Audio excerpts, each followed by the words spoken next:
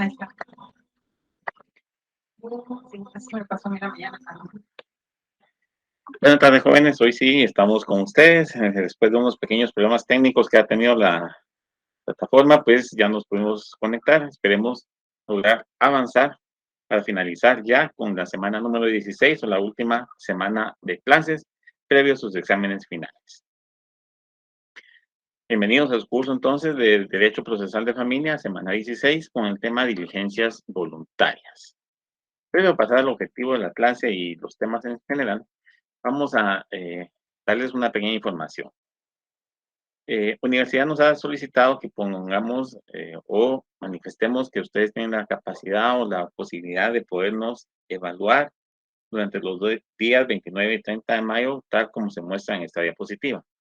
Es una evaluación del desarrollo de las clases virtuales a efecto de que se pueda ir mejorando la calidad académica. Obviamente, algunos estarán en contra de esta modalidad, algunos no les parecerá nuestros cursos o nuestra forma de dar curso, pero recordemos de que pues, no es fácil sentarse a una hora y tratar de explicar sin tener ese intercambio de ideas un tema por semana en cada una de las clases. Entonces, pues usted dependerá cómo sea la calificación, pero nosotros hacemos siempre nuestro mejor esfuerzo. Entonces, para eso, pues se les coloca la diapositiva a efecto de que ustedes tengan conocimiento que estará abierta la evaluación a partir del 29 de mayo, es decir, el día de mañana, a partir de las 8 de la mañana, hasta el 30 de mayo a las 18 horas. Una vez dada la información, entonces pasamos ya a lo que es el objetivo de la clase. El objetivo de la clase es que ustedes verifiquen qué asuntos se diligencian en esta vía, es decir, en una jurisdicción voluntaria. ¿Y qué implica esto? Que lo puede realizar un notario o lo puede realizar un juez. Por eso se establece una forma voluntaria. ¿Por qué? Porque no existe un contradictorio, no existe alguien con quien vamos a ir a pelear, a excepción que haya una oposición y esto nos remita pues obviamente a un tipo de juicio, pero por lo general no va a haber una oposición o las partes estamos de acuerdo en que ese asunto se someta a la jurisdicción voluntaria y por eso pues se accede o se procede en esta vía. Principalmente vamos a ver entonces los relativos al derecho de familia o bien de la persona vinculada siempre con la familia. Para entender entonces qué es la jurisdicción voluntaria, vamos a ver unas definiciones. La primera es la que caracterizada por no existir controversia de partes, ni exigir siquiera su dualidad, es decir, no necesariamente vamos a ver dos partes en ese tipo de jurisdicción, ni mucho menos va a haber una controversia. ¿Por qué? Porque estamos de acuerdo con realizar esa actividad o esa gestión o esa diligencia de forma voluntaria, ya sea ante notario o bien ante un juez de primera instancia. Eso es lo que considera para el efecto entonces Manuel Osorio. Guillermo Cabanela nos da una definición muy similar. Guillermo Cabanela nos establece que es aquella en que no existe controversia entre las partes, la que no requiere de dualidad de las mismas, es decir, no vamos a ir dos partes, podemos comparecer solo una de las partes, o bien no va a haber una controversia porque las dos partes estamos de acuerdo en comparecer a gestionar ante un notario o ante un juez para lograr la realización de esa diligencia. Una vez habiendo establecido esas definiciones doctrinarias, vamos a ver lo que establece el Código Procesal Civil y Mercantil en cuanto a las diligencias de jurisdicción voluntaria, principalmente lo que regula el artículo 401. Y nos establece que en la jurisdicción voluntaria están comprendidos todos aquellos actos en que, por disposición de la ley o por solicitud de los interesados, se requiere la intervención del juez sin que esté promovida ni se promueva cuestión alguna entre partes determinadas. Es decir, no estoy actuando yo en contra de una persona, no estamos actuando varios en contra de una persona, sino estamos actuando prácticamente como quien dice solos, ¿sí? Y uno de los ejemplos, por adelantarnos un poquito, podría ser un cambio de nombre. En cambio de nombre, solo yo estoy requiriendo esa diligencia, ya sea ante un notario o ante un juez, para poderme cambiar el nombre. No estoy exigiendo de alguien algo una pretensión, una cuestión de dar, de hacer, no hacer, sino que simplemente soy solamente yo, o somos varios, los que comparecemos para requerir esa intervención para que, una vez agotado el trámite, logre yo cambiar mi nombre. Eso es por ponerles un ejemplo y vamos a ver más adelante, de forma muy general, cuáles son las diligencias voluntarias que se tramitan tanto ante juez como ante notario. Partiremos del Código Procesal Civil Mercantil y esas diligencias las encontramos reguladas a partir del libro cuarto o libro 4, Procesos Especiales, título 1, específicamente jurisdicción voluntaria. En este tipo de procesos o en este tipo de conocimientos o de juicios de conocimiento, se van a dilucidar todas aquellas cuestiones que al no existir contienda, porque no estamos demandando o peleando en contra de alguien, por eso se establece contienda o contradictorio, pueden resolverse por esta vía. Partiendo de eso, vamos a ver que también existe una ley específica para la realización de los asuntos que pueden tramitarse ante notario y esa ley se denomina Ley Reguladora de la Tramitación Notarial de Asuntos de Jurisdicción Voluntaria. Decreto 54-77 del Congreso de la República y es esa la que le faculta a ustedes, futuros profesionales, que como notarios puedan realizar esas diligencias. Obviamente hay que apegarse a los trámites que establecen. En algún momento se le da intervención al juez o se estará el expediente al juez. En algún momento se le da intervención a PGN, aunque la ley dice EMP, pero ustedes ya saben que se suple esa entidad. Pero es una cuestión que es un notario con el ánimo de descargar, de facilitar, de ser un colaborador de los órganos jurisdiccionales, puede realizar. Para eso les invito a que lean ustedes los considerados de ese decreto 54-77, que es la ley reguladora de la tramitación notarial de asuntos de jurisdicción voluntaria, porque allí se explica el motivo o el porqué de la necesidad de generar esa normativa para que un juez no conozca. ¿Por qué? Porque no hay una contienda, no hay un contradictorio, no va a haber un litigio. Y por eso el notario puede coadyuvar con esa función judicial para realizar ciertos trámites. Dicha ley reguladora tiene como ámbito de aplicación todos los asuntos cuya tramitación notarial se permita en la misma, sin perjuicio de que también puedan tramitarse ante notario los casos contemplados en el Código Procesal Civil y Mercantil. Esta acción puede convertirse en judicial, habiendo iniciado en una vía notarial, o viceversa, terminar en notarial habiendo iniciado ante un juez. Para ello se requiere entonces que exista un consentimiento unánime de todos los interesados, es decir, todos los que estamos compareciendo a hacer esa diligencia debemos de estar de acuerdo, ya sea solo mi persona o varios tenemos que tener esa disponibilidad, esa voluntad de que un notario nos realice esa diligencia o que un juez en un proceso de conocimiento, pero donde no hay una contienda, realice esa acción. Si alguno de los interesados o de los involucrados en ese tipo de diligencias se opusiera a hacerla de esa forma, entonces se debe remitir todo lo actuado o se debe gestionar todo ante el tribunal que corresponda, que obviamente es un juzgado de índole civil.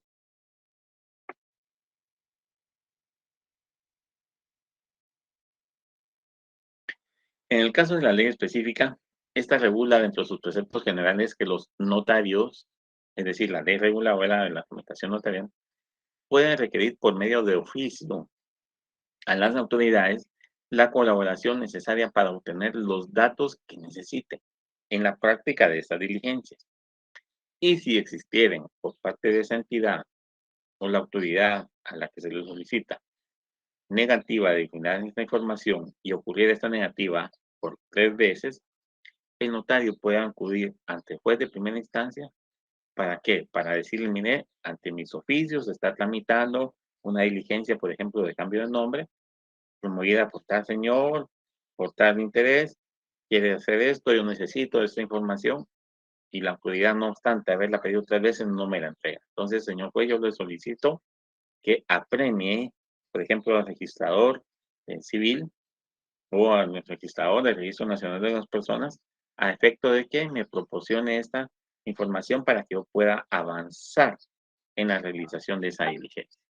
Yo no la puedo hacer si no me permite la entidad continuar con ese proceso.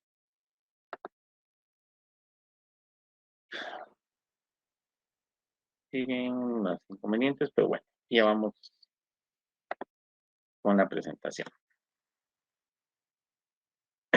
Todas las actuaciones que el notario realice se van a hacer constar en un acta notarial. Es decir, llega a mi oficina para pedirme una diligencia de cambio de nombre, yo acciono un acta notarial donde hago constar la presencia de esa persona y cuál es el objetivo de esa presencia ante mis oficios.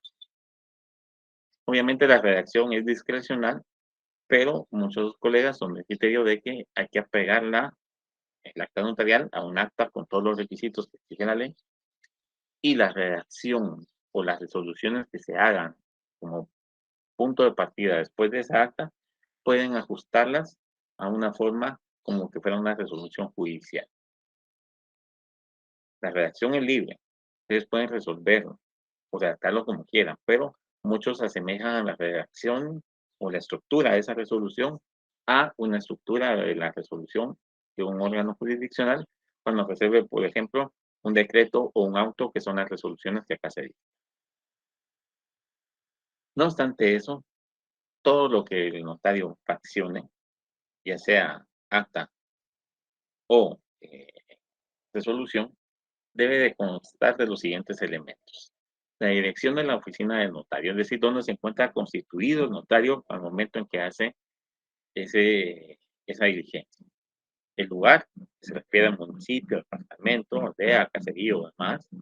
La fecha en que se está iniciando o él está dictando esa resolución y la disposición que se dicte junto con la firma del notario.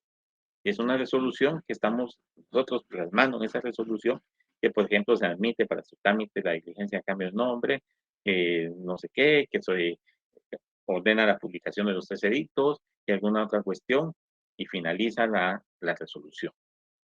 Todo lo tengo que firmar como notario para que el acto tenga validez. Dicha ley también establece que en determinados casos deberá de darse audiencia obligatoria al Ministerio Público.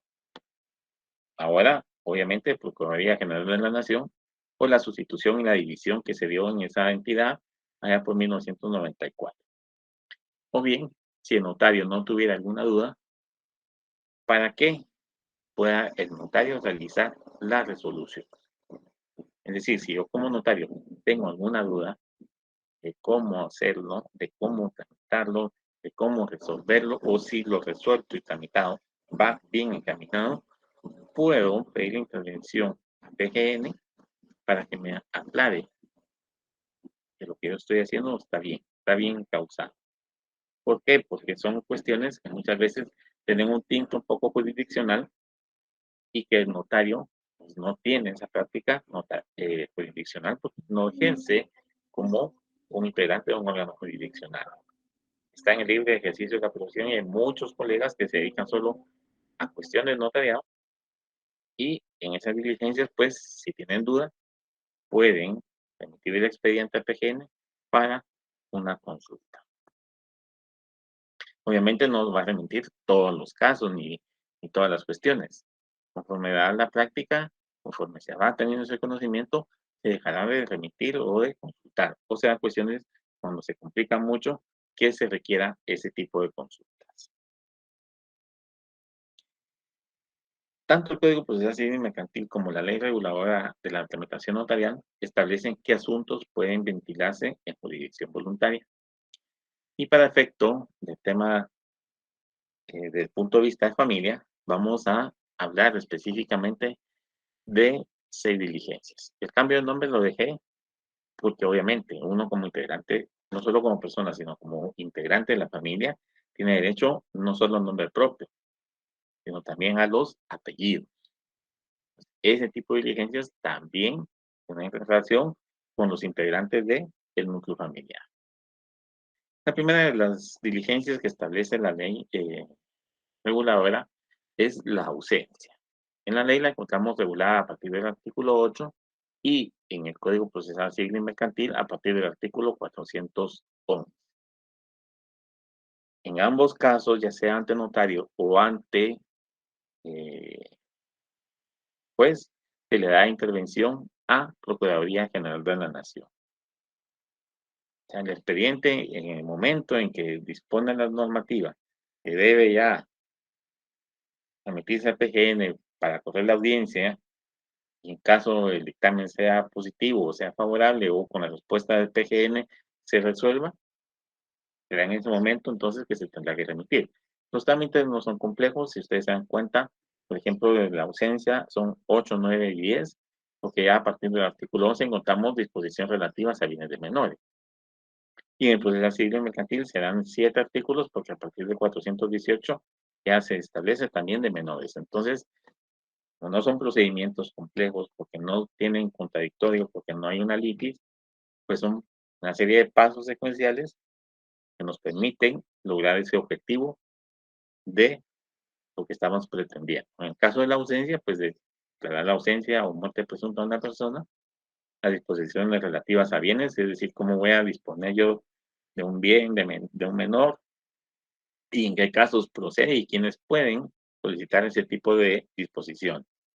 Reconocimiento de principarto, cambio de nombre, que estaría a partir del artículo 18 de la ley y 438 del Código Procesal Civil y Mercantil, el reconocimiento del principado en el artículo 14 y 435, los asuntos relativos al asiento y rectificación de partidas y actas de registro civil. Largo nombre porque de alguna forma puse los dos nombres, según la ley y según el código, en ese enunciado, regulados en la ley a partir del artículo 21 y en el código del 443. Y por último, y vean ustedes lo interesante de esto, el código solo señala un artículo para el asiento y rectificación de partida. Y la ley nos da 3 artículos. O sea, en 4 artículos está ese proceso, ya sea judicial o notarial. O sea, son diligencias bien prácticas y por eso vamos a ver la practicidad de forma muy general. Y por último, como última diligencia, el patrimonio familiar. El patrimonio familiar, artículo 24 de la ley y 444 del Código Procesal Civil y Mercantil. Las diligencias que ustedes ven, audiencia PGN, que sería ausencia, disposición de bienes, asiento y rectificación y patrimonio familiar, son los procesos o las diligencias que, por disposición de ley, se tramitan, o, perdón, se remiten a PGN para que se pronuncie. Ahí sí o sí tiene que incluirse el pronunciamiento del PGN. Hablaremos entonces como punto de partida de la ausencia. La ausencia está definida como la no presencia en un lugar. Yo no estoy presente, estoy ausente. En derecho, la ausencia es la situación de quien se encuentra fuera del lugar de su domicilio, pero no porque salió a hacer un mandado o algo así, no. Está fuera del lugar de su domicilio, pero desconocemos su paradero, no sabemos dónde está. No tenemos noticias de esa persona, no tenemos conocimiento de esa persona. No nos consta dónde está viviendo, si está vivo, si está muerto, y no nos consta o tampoco dejó nombrado a un representante para que hiciera o lo representara, valga la redundancia, durante esa ausencia. Esa es la definición que se encuentra de ausencia. Para Henry Capitant, que es un autor, es el estado de la persona cuya desaparición y falta de noticias durante un tiempo más o menos largo tornan su existencia como incierta. Esa situación de ausencia exige, entonces, que se adopten medidas para la custodia y administración de los bienes del ausente y que pueden ser distintas según que éste mismo haya dejado o no apoderado.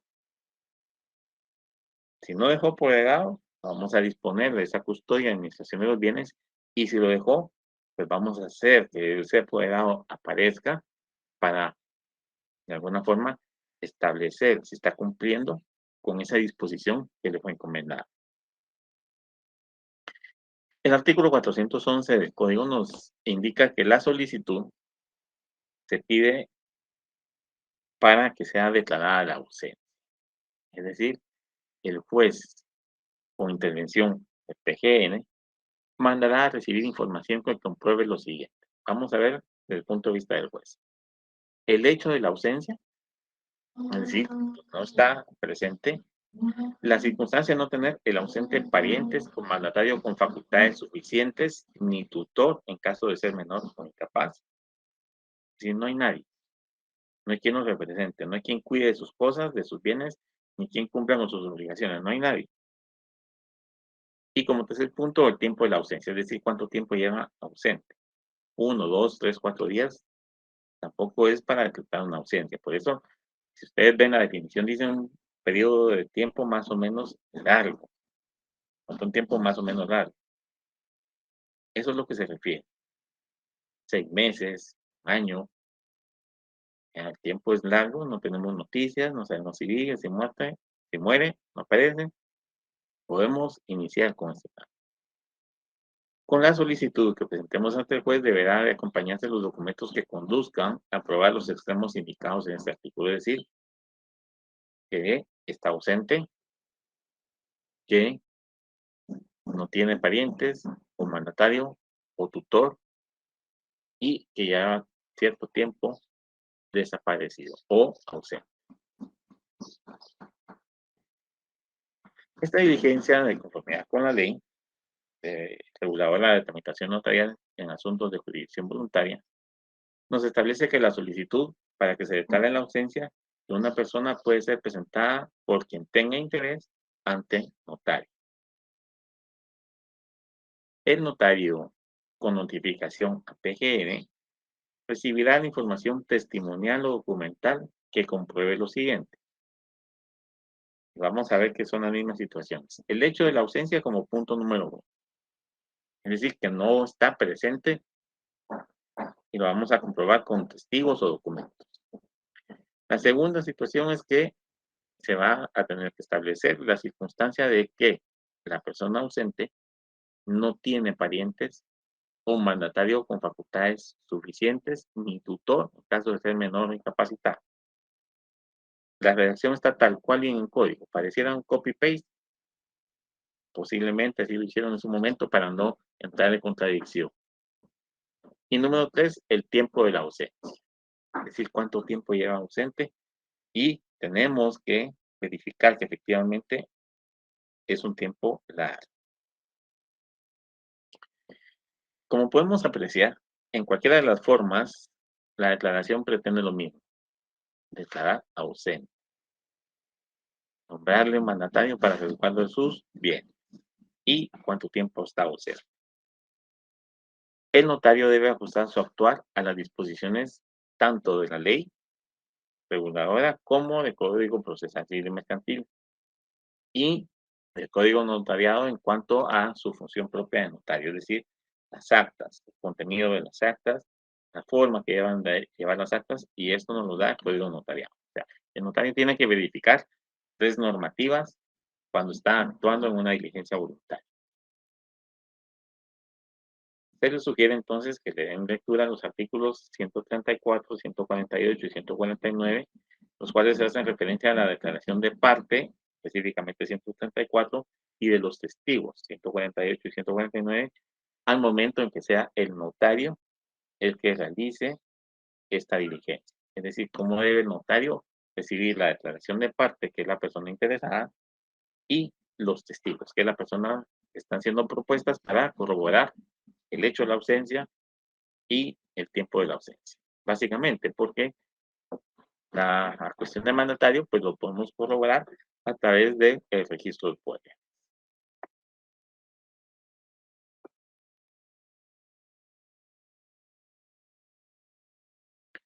Disposiciones relativas a bienes de menores incapaces y ausentes. El artículo 11 de la ley nos establece que la solicitud para disponer o gravar bienes de menores incapaces o ausentes podrá presentarse y tramitarse ante notario, cumpliéndose lo dispuesto en los artículos 420 y 421 del Código Procesal Civil y Mercantil. La solicitud deberá contener el título con que administran los bienes, es decir, quién lo nombró como administrador de bienes, porque debe acreditar que administra los bienes para poder pedir la autorización de disponer de esos. Los motivos que lo obliguen a solicitar la licencia, es decir, cuál es la causa por la cual está solicitando ese permiso para disponer de un bien que no le corresponde, porque es de menor o incapaz, o bien de un ausente. Número 3, los medios de prueba para acreditar la utilidad y necesidad del contrato u obligación. Número 4, las bases del contrato respectivo en cuanto a cómo va a disponer de los bienes, si va a ser una hipoteca, si va a ser una compraventa, de qué formas los va a enajenar, grabar o ceder o alguna situación similar. Y número 5, los bienes que administra. Es decir, yo tengo administración de estos bienes por nombramiento que me dijeron, pero de esto necesito yo hipotecar este, por ejemplo. Y por eso se establece que de todo el patrimonio que cuente la persona menor, incapaz o ausente, debo de aclarar y designar cuál es el que se pretende enajenar o gravar. Para enajenar o gravar bienes de menores, incapaces o ausentes, el que los tenga bajo su administración deberá obtener licencia judicial, es decir, permiso, probando plenamente que hay necesidad urgente o que resulta manifiesta utilidad del acto que se pretende verificar y que esto es en favor de su representado, no puede ser en favor de él. ¿Y cómo vamos a establecer o determinar que es una necesidad urgente? Pues esa necesidad urgente va a derivar entonces de que existe una situación de grave riesgo para el menor incapaz o ausente y eso para evitar un daño ulterior o la continuidad del daño requiere una solución pronta y eficaz. ¿Y cuál va a ser esa solución pronta y eficaz? La autorización de enajenarlo o de grabarlo.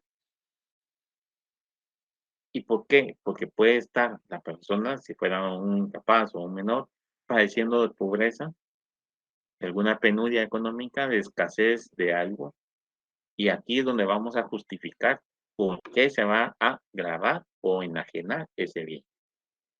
No solo porque se me ocurre a mí como administrador, o porque el menor así lo quiere, o el incapaz, como no sabe, no entiende lo que está haciendo, él quiere y hagámoslo. No, tiene que haber una necesidad para hacer.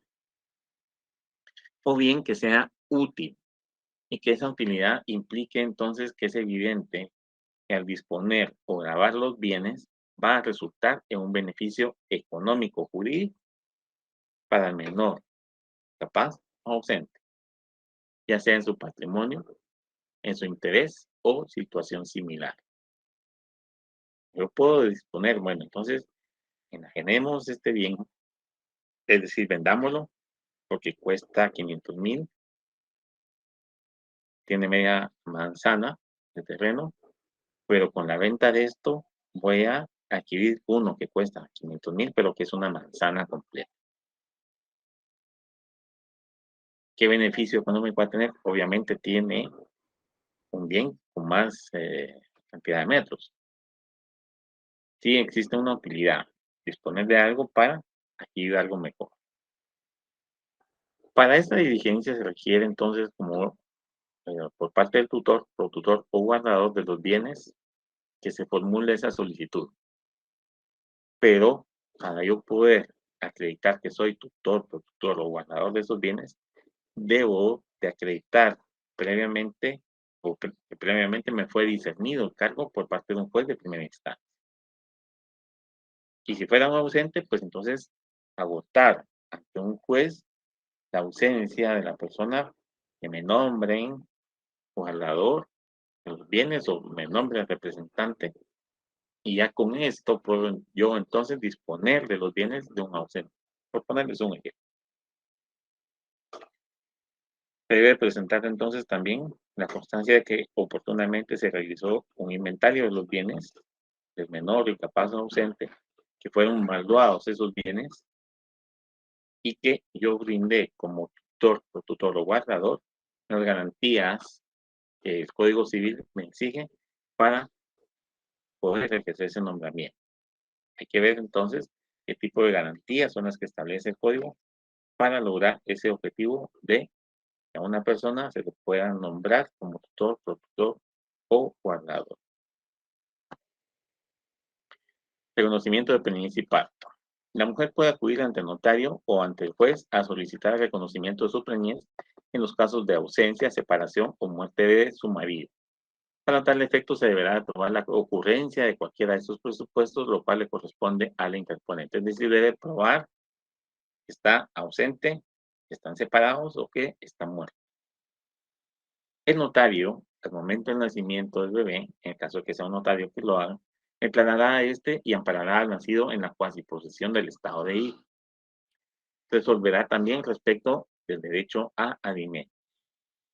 Pero si existiera oposición por parte de cualquier persona, ese expediente deberá ser remitido entonces al juez competente, juez de instancia civil, para que quien se opuso a eso en incidente manifieste los motivos de su oposición. No obstante ello, el Código Procesal Civil y Mercantil regula que la audiencia se confiere por el plazo de 2 días y no refiere que es un incidente. Entonces, el juez deberá de apegarse a lo que establece el Código como norma que lo rige a él en su actuar, porque él no se rige por la ley de jurisdicción notaria, porque no es notario, no está en el ejercicio del notariado. Si es notario, porque se graduó como licenciado en ciencias jurídicas y adquirió los 2 títulos, pero tiene impedimento para ser notario, es juez y se apega entonces al Código Procesal Civil y Mercantil. El juez puede resolver a favor de la peticionante incluso si hubiere oposición a ese reconocimiento. En su fallo, el juez amparará al nacido en la cuasiposición de hijo, ordenando incluso que se le haga entrega de los bienes del presunto padre y lo relativo a los alimentos. Aquí el juez ya puede disponer sobre los bienes que tenía el presunto padre y entregarlos al hijo al momento en que resuelve. Que esta criatura, obviamente que este bebé, este recién nacido, es hijo de. La oposición a esta disposición que emita el juez se tramitará en juicio ordinario. ¿Por qué? Porque no tiene una vía señalada para tal efecto. Es decir, el notario empieza, tiene una oposición, el juez va a conocer de esa oposición, lo hace en incidente como se establece ahí, la audiencia por 2 días y resuelve. Si aún así existe oposición, la oposición, la persona que se oponga la deberá tramitar entonces en un juicio ordinario. Deberá de promover un juicio ordinario. Si bien es cierto, la diligencia se denomina reconocimiento de preñez y parto, para el caso de establecer la preñez, el notario y el juez deben de tomar las medidas que regula el artículo 436 del Código Procesal Civil y Mercantil, es decir, comprobar que efectivamente se produzca un parto en el tiempo legal que se supone debe ocurrir y establecer la filiación del nacido con la mamá, es decir, efectivamente es hijo de esta señora que dijo que tuvo una relación marital, conyugal con fulano de tal y que nació en el tiempo que se suponía debía de nacer y no nació un año después, porque obviamente, o 15 días después, porque obviamente, si no coincide la fecha de parto con la presentación del bebé, los datos están siendo manipulados. Una vez ocurrido el parto, es que se procede a la declaración de cuasiposesión del estado de hijo. Asiento o rectificación de actas de partida del registro civil. Esta diligencia procede cuando en algún asiento de partida se omitió o se consignó de forma no correcta algún dato y esto debe ser rectificado, en virtud que es una circunstancia esencial en el registro civil. Por ejemplo, una fecha de nacimiento o la falta o ausencia del apellido de uno de los padres, no obstante haber sido reconocido oportunamente por ambos padres. Para el caso de la omisión, error o equivocación en las actas y que esto afecte el fondo del acto inscrito, también se procederá a la realización de esta acción, ya sea ante notario o ante juez. Esa corrección, rectificación o anotación se realizará por parte del funcionario que autoriza, notario o juez, previa audiencia a PGE. Y por último, ya para casi finalizar su última semana de clases y que ustedes puedan pues, dedicarse ya de lleno a su contenido, al examen, al estudio de su contenido para su examen, Vamos a ver el patrimonio familiar. El patrimonio familiar es la institución jurídico-social por la cual se destina uno o más bienes a la protección del hogar y sostenimiento de la familia. Esa es la definición de patrimonio familiar. Esta acción se puede promover ante notario o ante juez. Y la solicitud deberá de cumplir con los siguientes requisitos. 1. Nombres, apellidos, edad, estado civil, domicilio, nacionalidad de las personas a cuyo favor se desea constituir el patrimonio. O sea, ¿a favor de quién? ¿Para proteger a quién? ¿O para sostener a quienes como integrantes de una familia? 2. La situación. Es decir, ¿por qué estamos compareciendo a constituirlo como patrimonio familiar? El valor del inmueble, las dimensiones del inmueble, linderos del o los inmuebles que estemos constituyendo como patrimonio familiar, descripción del establecimiento industrial o comercial, o en su caso, si así fuera, de los otros bienes que deben de constituir también el patrimonio familiar, así como las demás circunstancias necesarias para su identificación. Si no se tiene finca, folio y libro, pues tendrá que ser con alguna situación. Ustedes como notarios ya sabrán cómo se logra identificar. Tercero, el tiempo que debe durar el patrimonio familiar. Y cuarto, el valor de los bienes y el monto de las deudas del solicitante. Es decir, yo lo voy a constituir como patrimonio para proteger mi hogar o sostener a mi familia, no para evitar una responsabilidad a través de un juicio, o no incurrir incluso en algún lanzamiento de bienes o alguna situación similar. La solicitud se debe acompañar o será acompañar de título de propiedad, la certificación del registro de la propiedad, de que los inmuebles no tienen gravamen de ninguna especie, excepto las servidumbres, que obviamente pues eso sí es permitido, la declaración jurada de que los inmuebles no tienen, perdón, de que los demás bienes no soportan gravámenes y la certificación del valor declarado de los inmuebles para los efectos del pago de las contribuciones fiscales, es decir, la matrícula fiscal. Si la solicitud se encuentra documentada, se ordenará entonces su publicación por 3 veces en el diario oficial y en otro de mayor circulación. Y si existiere oposición al trámite ante notario, este va a remitir el expediente al juez. Si la oposición se plantea ante el trámite que realiza el juez, esta oposición se tendrá que dilucidar en juicio ordinario. Si en ambos casos no existiere ningún tipo de oposición o resuelta esta, se mandará a oír a la PGN y con su pronunciamiento, si fuera el notario que va a resolver, él va a realizar la escritura a través de la cual constituye el patrimonio. Pero si fuera el juez el que va a resolver, va a emitir la resolución a través de la cual constituye el patrimonio. Es decir, si es el juez, dicta una resolución. Si es notario, dicta o fracciona una escritura pública y ambos documentos servirán para constituir el patrimonio. Para la constitución del patrimonio familiar se requiere en ambos casos la aprobación judicial. Recuerdan ustedes que siempre el notario lo remite al juez y su inscripción en el registro de la propiedad. Es decir, para que el registro opere, la constitución de ese patrimonio familiar debe ser declarado por notario y aprobado por juez o declarado por juez, habiendo realizado todos los trámites que establece el Código Procesal Civil y Mercantil. Como ven ustedes, el patrimonio es para protección del hogar y sostenimiento de la familia. Aquí, con la fecha de nacimiento, la falta del apellido de uno de los padres, de qué situación deja a los integrantes de ese núcleo familiar, todas están relacionadas. Bueno, jóvenes, hasta acá entonces con los temas de la clase.